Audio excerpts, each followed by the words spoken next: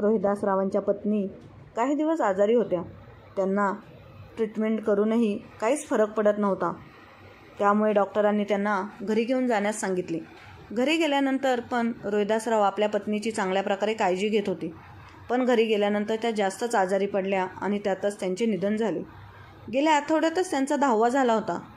पत्नी गेल्याच्या दुःखातून अजूनही रोहिदासराव सावरले नव्हते. ते सतत आपल्या पत्नीच्या आठवणीमध्ये हरवले असायचे. त्यांना त्यांच्या पत्नीची खूप सारखी आठवण येत असे. असंच एक दिवस त्यांचा मुलगा आणि सून येऊन त्यांना म्हणतात की बाबा, जाणारे जातातच, पण आता तुम्ही काय त्यांचं दुःखच करत आयुष्यभर बसणार आहे का? आता तुम्ही स्वतःला सावरा आणि तुमच्या कामाला लागा. तुम्ही असे बसून राहिले तर घर कशावर आणि कोणाच्या पैशांवर चालवायचं? घरामधील सर्व सामान संपलं आहे. तेव्हा रोहिदासरावांची आई त्यांच्या नातवाला म्हणजेच रुपेशला म्हणते, अरे तुझ्या वडिलांची अवस्था तर बघ, तुला त्यांची थोडीफार काळजी वाटत नाही का? तेव्हा रुपेशची बायको मेघा म्हणाली, आजी, जर तुमच्याकडून काही होत नाही तर मग तुम्ही असे मध्ये बोलू नका. आणि हो, तुम्ही शांत बसून घ्या. आणि हो, तुम्हाला आमच्यासोबत या घरात राहायचं असेल ना, तर तुम्ही शांत बसून राहायचे आणि काही बोलायचे नाही. त्यानंतर मेघा तिच्या सासऱ्याला म्हणाली, बाबा, रुपेश तुम्हाला काय बोलला ते समजले की नाही? तुम्ही कितीही रडला तरी आई परत येणार नाही. असे बोलत मेघा सासऱ्याच्या हातात डबा देते आणि म्हणाली, हा घ्या तुमचा डबा आणि निघा कामावर जायला. तेव्हा रोहिदासराव सुनेच्या समोर हात जोडत म्हणतात की सुनबाई, काही दिवस तर मी कामावर जाणार नाही. मी अजून ह्या साऱ्या प्रसंगातून सावरलो नाही. आणि अगं हो, लोक काय म्हणतील? बायकोला जाऊन अजून महिना देखील झाला नाही आणि तिचा नवरा लागला इकडे तिकडे फिरायला. तेव्हा मेघा रागाने म्हणाली, हे बघा बाबा, लोक काय म्हणतात काही नाही, याच्याशी मला काही संबंध नाही. मला फक्त पैशांची मतलब आहे. आणि हो, नावं ठेवणारी लोक येणार आहेत का आपले घर चालवायला? तरीही रोहिदासराव जागेवरून उठले नाही. तेव्हा मेघा म्हणाली, ठीक आहे, पण आता तुम्ही आणि तुमची ती म्हातारी आज दोघांनीही तुमच्या बॅगा उचलायच्या आणि घरातून निघून जायचे. तेव्हा मात्र रोहिदासराव आपल्या मुलाला रुपेशला बोलतात, मेघाला जरा समजून सांग, बघ कशी बोलते ती आमच्याशी. तेव्हा रुपेश म्हणाला की बाबा, ती बरोबर बोलत आहे. तुम्हीच विचार करा ना, जर तुम्ही घरात बसून राहिले तर खर्च कोण चालवणार? आणि मग आपल्याला सगळ्यांना उपाशी राहावं लागेल. त्यामुळे मेघा जे बोलत आहे ते तुम्ही करा प्लीज, नाही तर ती तुम्हा दोघांना घरातून बाहेर हाकलून देईल. मग तुम्ही माझ्याकडे रडत येऊ नका. तेव्हा मी तिला काही समजून शकणार नाही. तेव्हा रुपेशची आजी म्हणाली, रुपेश, तुझी बायको का काढेल मला घराबाहेर? हे घर माझ्या मुलाचे आहे, त्यामुळे आम्हाला या घराबाहेर कोणीही काढू शकणार नाही. त्याच्या पत्नीचे निधन होऊन काही दिवस झाले आहेत, त्यामुळे मानसिक स्थिती जरा चांगली नाही. त्यामुळे तुम्ही काही वाद घालू नका. असं बोलून त्यांनी आपल्या नातवाला आणि नातसुनेला शांत राहायला सांगितलं. तेव्हा रोहिदासराव म्हणाले, आई, तू जास्त काळजी करू नको. आधीच तुला बरं नसतं, मग आज मला तर कामावर जावंच लागेल ना. तेव्हा रोहिदासराव म्हणतात, रुपेश आणि मेघा बरोबर बोलत आहे. मी जर कामावर गेलो नाही तर आपले घर कसे चालणार? असे बोलताना रोहिदासरावांच्या डोळ्यांमध्ये पाणी आले आणि ते डबा घेऊन तिथून निघून गेले. रस्त्याने जात असताना आजूबाजूची लोकंसुद्धा रोहिदासरावांकडे पाहत होती आणि त्यांच्या मुलाला आणि सुनेला दोष देत होते. बिचारे रघुनाथराव खाली मान घालून कामाला निघून गेले. कामावर गेल्यानंतरही त्यांचे कामातील माणसे त्यांच्याकडे वेगळ्याच नजरेने पाहत होती आणि त्यांचे कामात लक्ष देखील लागत नव्हते. आपली बायको या जगात नाही हे दुःख पचवणं त्यांच्यासाठी खूप कठीण होते. त्यांच्याकडून मागच्या काही दिवसात जे काही घडले ते जसेच्या तसे दिसत होते. तेव्हा त्यांच्या पत्नी अंबिकाताई हॉस्पिटलमध्ये ॲडमिट होतात. तेव्हा रोहिदासरावांना घरचे सर्व पाहावे लागायचे. ते दिवसभर हॉस्पिटलमध्ये त्यांच्या पत्नीजवळ थांबून असायचे. रात्री देखील रुपेश त्यांच्या आईजवळ थांबत नव्हता. रोहिदासरावांचे खूप हाल होत होते. एक दिवस रोहिदासराव कामाला निघाले. तेवढ्यात रुपेश तिथे आला आणि म्हणाला, बाबा, मी आता जे बोलणार आहे त्याचे प्लीज तुम्ही वाईट वाटून घेऊ नका. हे बघा बाबा, आता आपण आईवर जास्त पैसे खर्च करू शकत नाही असे मला वाटते. बाबा, मला काय म्हणायचे आहे हे तुम्हाला समजते ना? हे बघा बाबा, समजण्याचा प्रयत्न करा.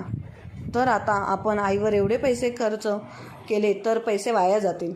डॉक्टरांनी देखील सांगितले आहे की त्यांची काही गॅरंटी देऊ शकत नाही. डॉक्टर सरळ बोलले की नाही, आता सर्व काही देवाच्या हाती आहे म्हणून. तुम्ही इमोशनली नाही तर प्रॅक्टिकली विचार करा. अहो बाबा, आता तुम्हीच बघा, आमचे देखील कुटुंब होणार आहे आणि तसे पण आम्ही कुठेही खर्च करायला आपल्याकडे काही पैशांचे झाड आहे का? तेव्हा रोहिदासरावांनी रुपेशकडे पाहिले आणि म्हणाले, एक बोलू का रुपेश? माझी तब्येत खूप बिघडली. त्यानंतर सगळे टेस्ट केल्यानंतर मला असं समजलं की मला ब्रेन ट्यूमर आहे आणि त्यानंतर काही दिवसांनी तुझा जन्म झाला व त्यानंतर डॉक्टर म्हणाले की आता या मुलाची काही गॅरंटी देऊ शकत नाही, कारण तो बाकीच्या मुलांसारखा नॉर्मल नाही. जर तुम्ही त्याच्यावर उपचार केले तरच तो ठीक होईल, त्याची देखील आम्ही गॅरंटी देऊ शकत नाही. रोहिदासरावांचे बोलणे ऐकून रुपेश तोंड वाकडे करून म्हणाला, मग तर तेव्हा तुम्ही लोकांनी माझ्यावर उपचार न करण्याचा निर्णय घेतला असेल, हो ना? तेव्हा रोहिदासराव म्हणाले, बाळा, तेव्हा नातेवाईकांनी सुद्धा तुझ्या आईला आणि मला खूप समजावले होते की देवाला वाटले तर तो तुमच्या पदरी दुसरे मूल देईल. जर डॉक्टर म्हणाले की बाळ जगू शकणार नाही तर त्याच्या उपचारासाठी पैसे घालवून काय उपयोग? पण रुपेश, तेव्हा तुझी आई म्हणाली, असं विचार का करत आहात माझ्या बाळाबद्दल? डॉक्टर म्हणाले, याच्याकडे दुर्लक्ष करून कसे चालेल? आपण प्रयत्न करत राहायचे. त्यामुळे आता या बाळाच्या देखभालीची जबाबदारी आमची आहे. त्यांनी आपले सर्व काही पणाला लावले होते. एवढेच काय, तुझ्या आईने पैसे कमी पडले म्हणून तिच्या नावे असलेली तिची वडिलोपार्जित प्रॉपर्टीसुद्धा विकली, कारण तुला काही होऊ द्यायचे नव्हते. कारण आम्हाला तू हवा होतास, कारण आमचे मनापासून प्रेम होते तुझ्यावर. आम्ही कधीच तुझं ओझं समजत नव्हतो आणि आज तुला तीच आई ओझं वाटू लागली आहे. हे तर बरोबर नाही ना बाळा? तेव्हा रुपेश रागाने म्हणाला, बाबा, सर्वांचे नशीब माझ्यासारखे नसते. आईला तेव्हा नक्की वाटलं असेल की जिथे ते पैसा लावत आहे तिथे त्यांना यश मिळेल आणि मला आईबद्दल असे अजिबात वाटत नाही की आई पुन्हा आधीसारखी व्यवस्थित होईल म्हणून. हो बाबा, आयुष्य तर एक जुगार आहे आणि जर आपल्याला माहीत आहे की पुढे आपण हरणार आहोत तर मग पैसे का लावायचे? आणि एक गोष्ट, आईच्या आजाराबद्दल मी त्यांच्या ऑफिसमध्ये कळवली आहे. तिच्या ऑफिसची काही माणसे तुम्हाला भेटायला येतील. तेव्हा तुम्ही त्यांना सांगा की माझी पत्नी आता कामावर येऊ शकत नाही, त्यामुळे आईची ही नोकरी तुम्हाला मिळाली तर मिळेलसुद्धा. तेव्हा रोहिदासराव म्हणाले, अरे, तू असं का बोलत आहेस रुपेश? मी कधी नोकरी करू? अरे, तू दिवसभरात घरात बसून असतोस आणि आता तुझे लग्नसुद्धा झाले आहे आणि तुझ्या बायकोला आता दिवससुद्धा गेले आहेत. अरे, नोकरीची गरज माझ्यापेक्षा जास्त तुला आहे ना. तुला नोकरी नव्हती म्हणून तुझे लग्न होत नव्हते. तुझ्या सासरच्या लोकांनी तुझ्या आईची आणि वडिलांची नोकरी बघून मेघाचे आणि तुझे लग्न लावून दिले. अरे रुपेश, तुझ्या आईने आणि बाबांनी खूप कष्ट करून हे सर्व मिळवले आहे आणि त्यांच्यामुळेच आज आपलं डोक्यावर एवढं मोठं छप्पर आहे. म्हणून सांगते, जर तुला ही नोकरी मिळाली तर तुला नोकरीसाठी भटकावे लागणार नाही आणि किती दिवस नोकरी न करता घरात बसून राहणार आहेस? तेव्हा रुपेश रागाने म्हणाला, अहो बाबा, जेवढे सांगतोय तेवढेच करत जा. तुम्हाला आईची नोकरी मिळते चांगली तर चांगलंच आहे ना, आणि मीही स्वतःसाठी कुठेतरी नोकरी शोधतोय. आपण दोघांनी ही नोकरी केली तर घरात दोघांची कमाई येईल. तेव्हा बाबा म्हणाले, अरे रुपेश, मी वयस्कर माणूस आहे. आजपर्यंत मी खूप कष्ट केले आहेत आणि तुझ्या म्हणण्याप्रमाणे मी आईच्या ऑफिसमध्ये नोकरी करावी म्हटलं तर माझे शिक्षण जास्त नाही, मी फक्त 7वी शिकलेलो आहे. मग ती नोकरी मला कशी मिळेल?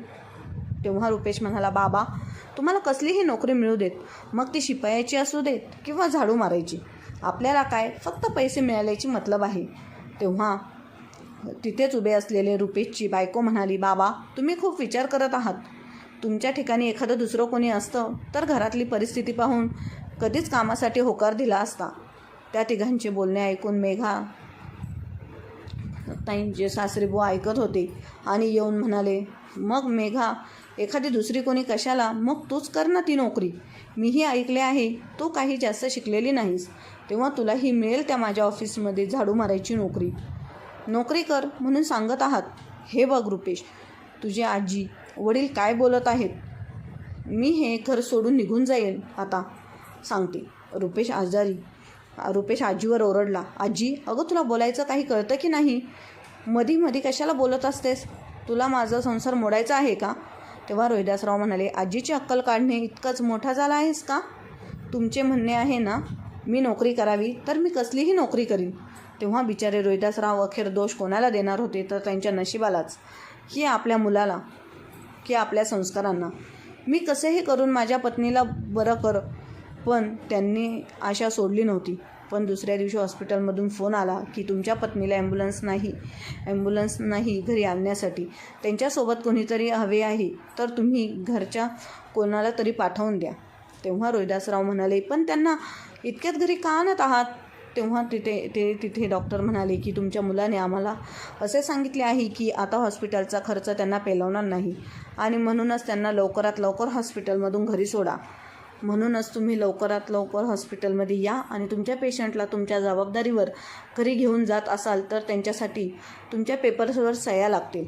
एवढे बोलून त्यांनी फोन ठेवला. रोहिदासरावांना भयंकर राग आला. त्यांनी रागात रुपेशला आवाज दिला, रुपेश कुठे आहेस तू? वडिलांचा आवाज ऐकून रुपेश खोलीतून बाहेर आला आणि म्हणाला, काय झाले आहे बाबा? माझ्या नावाने का ओरडत आहात? तेव्हा रुपेश म्हणाला, हॉस्पिटलमधून फोन आला होता. तेव्हा रोहिदासराव म्हणाले, हॉस्पिटलमधून फोन आला होता की तू डॉक्टरांना म्हणालास उपचारासाठी आमच्याकडे पैसे नाहीत. का बोललास तू असं? अरे तू कधी पैसे खर्च केले आहे आपल्या आईवर? रुपेश म्हणाला, हे बघा बाबा, मला मान्य आहे की मी माझ्या आईच्या उपचारांसाठी पैसे दिले नाहीत, पण तुमचे तर पैसे खर्च होत आहेत ना. अहो बाबा, आईला हॉस्पिटलमध्ये ठेवून काय उपयोग आहे? जर जगणार नाही, जेवढे दिवस जगेल तेवढे दिवस ती घरात राहील. हॉस्पिटलमध्ये राहून उगाच आयुष्य वाढणार तर नाही ना. बाबा, तुम्हाला तर खुश व्हायला पाहिजे की ती शेवटच्या काळामध्ये आपल्या सर्वजण आईजवळच असू आपण. रोहिदासराव आणि त्यांच्या आई म्हणाले, अरे देवा, हा कसा दगडाचा काळजाचा मुलगा तू मला दिला आहेस? हे ऐकण्यापेक्षा मला का बोलावून घेतले नाहीस? असे बोलत ते रडायला लागले.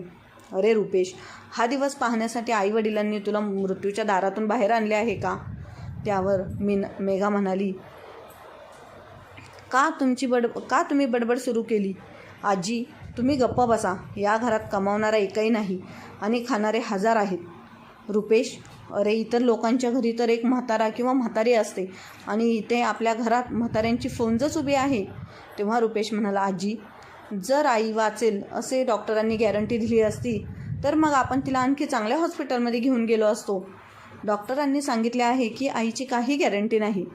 मेघा म्हणाली, जर आईच्या जगण्याची डॉक्टरच गॅरंटी देत नसतील तर मग पैसे खर्च करून काय उपयोग? समजा काहीतरी दैवी चमत्कार झाला आणि जर आई ठीक झाल्या तर त्यांचा काय उपयोग नाही. आणि बाबा, तुमचे अजून एक काम वाढेल. आता त्या आईचे तुम्ही सर्वच काही करत आहात, पण आई जर नीट झाली तर तुम्हाला तिचं सगळंच करावं लागेल. मी तर म्हणते, घरातील इतर लोकांना त्रास देण्यापेक्षा माणसाने त्याच्या हातपाय हालत आहेत तोपर्यंतच जगावे. तेव्हा रोहिदासराव निराश होऊन आपल्या सुनेचं बोलणं ऐकत होते. त्यावर रोहिदासरावांची आई असं म्हणाली, अगो, तुझे हातपाय चांगले आहेत तरी तू तुझ्या सासऱ्याला त्रास देतेस, त्याचे काय? आणि तू कधी म्हातारी होणार नाहीस का की जन्माला येताना अमृत पिऊन आली आहेस? ह्याचा मेघाला राग आला आणि म्हणाली, मला या म्हातारीच्या तोंडी लागायचं नाही. असं बोलून मेघा रुपेशबरोबर तिच्या खोलीत निघून गेली.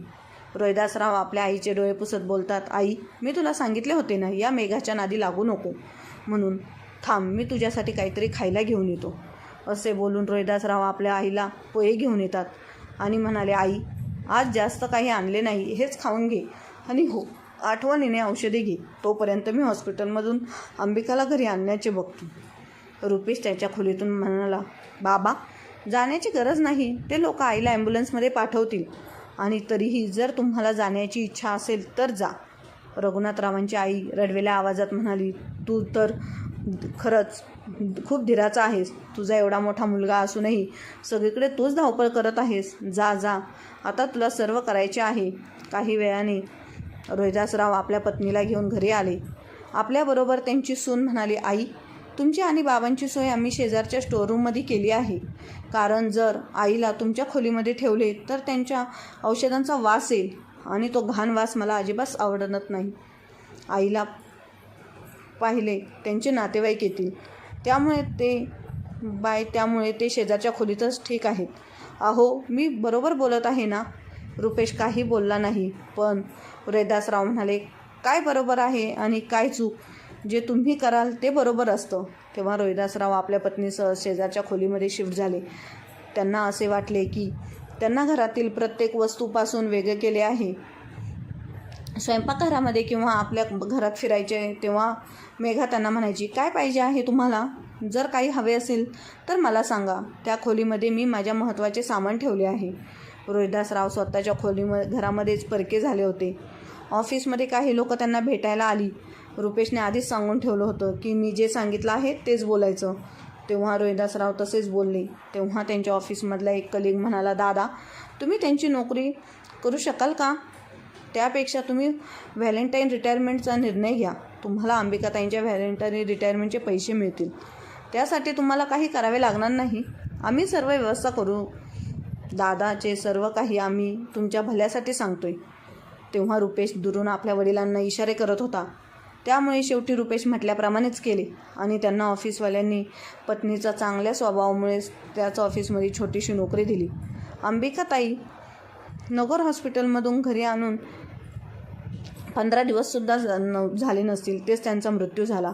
बिचारे रोहिदासरावांवर दुःखाचा डोंगर कोसळला. बायकोला जाऊन महिना देखील झाला नव्हता. तेच बाबा, अजून तुम्ही किती दिवस दुःख करत बसणार आहात? आता तुम्ही कामावर जा आणि ऑफिसमध्ये जाऊन तुमचे काम समजून घ्या. तुम्ही जर कामावर गेले तरच आपल्या घरी पैसे येतील. तेव्हा त्यांची आजी म्हणाली, कसा मुलगा आहेस तू? देवाने तुझ्यासारखा मुलगा कोणाच्याही पोटी न देऊ. अरे, ज्या वयामध्ये मुले कमावून आईवडिलांना खाऊ घालतात त्याच वयात तो आपल्या स्वतःच्या खर्चासाठी आपल्या बापाला कामाला पाठवण्यास तयार होत आहेस. अरे रुपेश, देवाला तरी घाबर, तो सर्व पाहतोय. तेव्हा रुपेश म्हणाला, आजी, आता तर आई देखील नाही, त्यामुळे मला कसलीच भीती नाही. तुला नीट माझ्या शब्दात सांगतोय, या छताखाली तुला राहायचं असेल तर गप्प बसून राहायचे, नाही तर तुला कोणत्या तरी वृद्धाश्रमात सोडून येईल.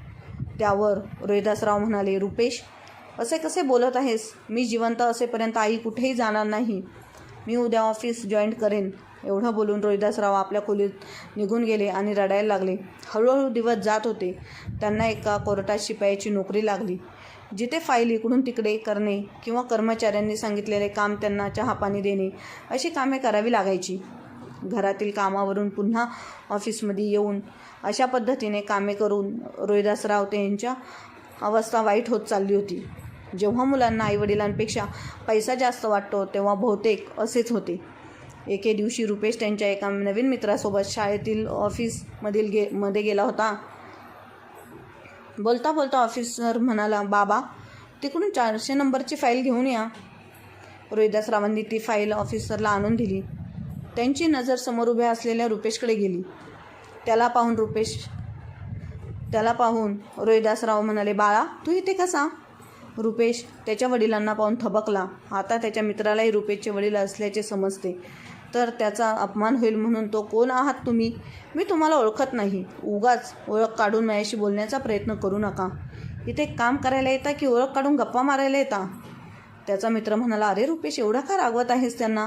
रुपेश म्हणाला, अरे बघ ना, कोणास ठाऊक कोण आहेत ते बाबा? मला माझ्या नावाने बोलत आहेत. यांची लायकी तर आहे का माझ्या बाजूला उभे राहून बोलण्याची?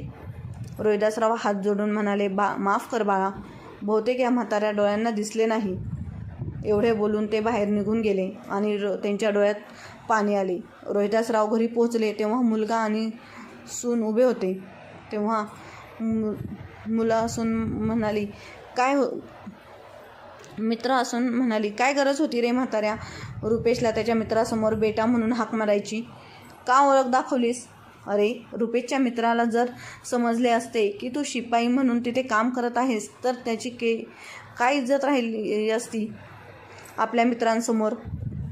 रघुनाथराव म्हणाले, अगं सुनबाई, मी तुझा सासरा आहे आणि सासऱ्याची अशी बोलण्याची पद्धत आहे का? आणि राहिली गोष्ट इज्जतीची, तर बाळा, इज्जत असते ना, ती माणूस आपल्या वागणुकीमुळे मिळवतो आणि रुपेशनं तर असे काही काम नाही केले ज्यामुळे नाव आणि इज्जत खराब होईल. रुपेश, आजपर्यंत तुला तुझ्या आईवडिलांच्या नावामुळे लोक ओळखतात. अरे, जे शिपायाचे काम करून मी पैसे कमवतो त्याच पैशांवर तू आणि तुझी बायको जगत आहात, तेव्हा तुमची इज्जत नाही का कमी होत? रुपेशची आजी म्हणाली, मुला, मला माफ कर, पण आज बोलू दे. जे काम तू आणि अंबिकाने या आधी करायला हवे होते ते मी आज करते. भले याने मला वृद्धाश्रमात नेऊन सोडले तरी चालेल.